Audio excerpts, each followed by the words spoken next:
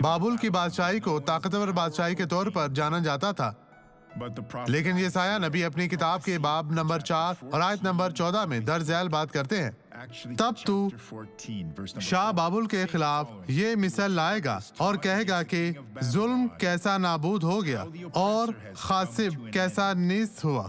اس نے نہ صرف یہ پیشگوئی کی تھی کہ مسیح 700 سال پہلے آئے گا، بلکہ تقریباً 100 سال پہلے یسایہ نے پیشگوئی بھی کی تھی، اور وہی ہوا جو ہم دیکھ رہے ہیں۔ میرے دوستو، جب خدا کلام کے بارے میں آپ کے دل میں بات کرتا ہے تو اس پر ایمان رکھے ٹھہرے، کیونکہ آپ نے یہاں پر بہت سی اچھی باتیں سیکھی ہیں۔ آپ کو یہ جاننا چاہیے کہ جو کچھ خدا کے پاک کلام میں لکھا ہے وہ حق اور سچ پر مبنی ہے۔ مسیح میں آپ کی سلامتی ہو۔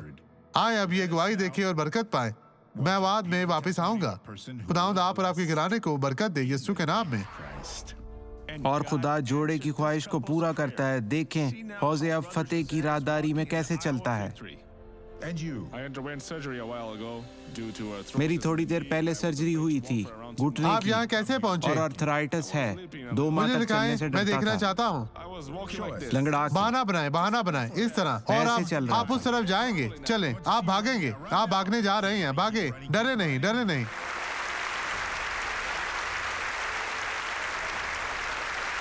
آپ واپس بھاگتے ہوئے آئیں، بھاگے اس طرح۔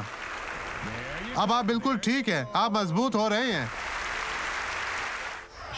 آئیں اب دعا کریں۔ اے خدا، آج کتنے لوگ کسی نعمت کے محتاج ہیں۔